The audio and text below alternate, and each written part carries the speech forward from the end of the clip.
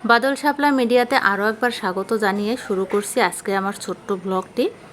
আশা করছি ভালো লাগবে আর শুরু থেকে শেষ পর্যন্ত দেখার অনুরোধ রইল।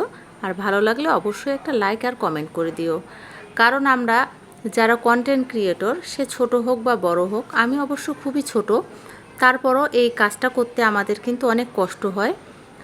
আর তারপরও তোমরা যদি ভিডিওটা দেখে একটু লাইক বা কমেন্ট না করো, তাহলে কিন্তু আসলে আমরা খুব ভেঙে পড়ি। কারণ এই যে একটা ভিডিও তৈরি করতে গিয়ে আমাদের অনেক সময় এই যে করা চা, এই চাটাও খাওয়া হয় না। সংসারে অনেক কাজ সামলিয়ে কিন্তু আমাদের এই ভিডিওগুলো তৈরি করতে হয়। তাছাড়াও আমরা যেহেতু গৃহিণী, তো সংসারের অনেক কিছু সামলাতে হয়। বাচ্চাদের পড়াশোনার থেকে শুরু করে স্কুল, প্রাইভেট সব কিছু মানে সবখানে পৌঁছায় দিয়ে আবার ওখান থেকে বাড়িতে নিয়ে আসতে হয়। যেহেতু আমরা বাইরে থাকি ভাড়া, তো কারো উপর আমরা বিশ্বাস করে ছেড়ে দিতে পারি না। তার জন্য সবসময় ওদের সাথেই থাকতে হয়।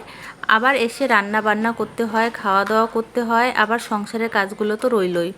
এর মাঝেও এত কষ্ট করে যখন আমরা এই কন্টেন্টগুলো ক্রিয়েট করি, তো অবশ্যই একটা আশা রাখবো যে অন্তত লাইক করে দিবে। আর এই লাইকটা করে দিলে আমাদের কাজের একটু মনোবল বাড়ে। আর যারা শুরু থেকে সাপোর্ট করে যাচ্ছ, লাইক কমেন্ট শেয়ার করে যাচ্ছ, তাদেরকে অসংখ্য ধন্যবাদ আমার পাশে থাকার জন্য। আমি তো দেখতে পাই কে পাশে আছে, কে সাপোর্ট করছে। তো যারা সাপোর্ট করছে তাদের প্রতি আমার অনেক কৃতজ্ঞতা রইল, যেটা আমি আসলে প্রকাশ করতে পারবো না। তো যাই হোক, আজকে আমি এই যে দুই মেয়েরই আর কি স্কুল ভর্তির কাজটা শেষ করে দিলাম। অনেক দিন ঘুরলাম এই স্কুলের পিছনে, ঘুরতে ঘুরতে আজকে অবশেষে ওদের ভর্তির কাজটা সম্পন্ন হলো। আগামীকাল থেকে ওরা ক্লাস করবে। তো আজকে দুই মেয়েকেই নিয়ে যাইনি, কারণ মেয়েদেরকে নিয়ে যাই আবার ঘুরে আসি, এর জন্য ওদেরকে না নিয়ে আমি আজকে একাই গেলাম। যাওয়ার পরে অবশেষে কাজটা যখন হলো, আমি এসে রান্না বসালাম। আর আজকে ওর বাবা আমাদের সাথে দুপুরে খাবে না, ওর অফিসে মিটিং আছে, ওখানে লাঞ্চ করবে। তো এসে এই যে রোদ থেকে আসছি, গরম, তার জন্য মনে হলো আজকে একটু টক খাবো, মানে টক দিয়ে ভাত খাবো। তার জন্য এই যে আম দিয়ে একটু আমের চাটনি করে নিচ্ছি।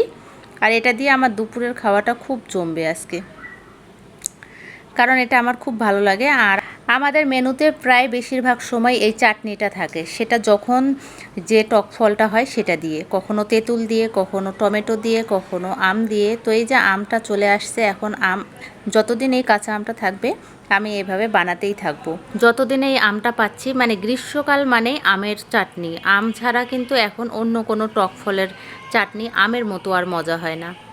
তো আমার তো খেতে ভালোই লাগে, সাথে আমার বড় মেয়েও খুব পছন্দ করে। আর সবাই অল্প স্বল্প খায়, আমরা বেশিটাই খাই। এখানে যে পরিমাণটা করা হয়েছে, মনে হয় 2 চামচ ছোট মেয়ে আর ওর বাবা খাবে, পুরোটা আমি আর আমার বড় মেয়ে খেয়ে নেব। তো কি কি রান্না করলাম সেটা দেখাই। এটা হচ্ছে ডালের বড়ি করার সময় একটুখানি ডাল বাটা রেখে দিছিলাম। এখানে 2টো রসুনের কোয়া আর 2টা কাঁচামরিচ দিয়ে লবণ আর সরিষার তেল দিয়ে মাখিয়ে নিছি। এটা আমার ভাত মাখিয়ে খেতে খুব ভালো লাগে, কেন জানি না, সব আর কেউ খায় কি না সেটাও জানি না, তবে ট্রাই করতে পারো, ভালো লাগবে খেতে। আর সাথে হচ্ছে ডাটা আলু দিয়ে একটা চচ্চড়ি করছি, মসুর ডাল করছি, আর গরম গরম ডিম ভাজা, এই দিয়ে খেতে বসে পড়ছি।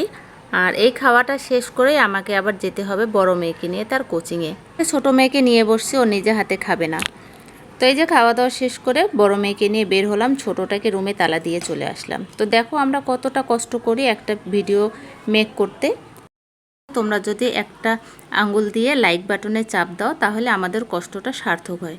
তো আজকের ভিডিওটা এই পর্যন্ত, দেখা হচ্ছে আগামী আর একটা ভিডিওতে।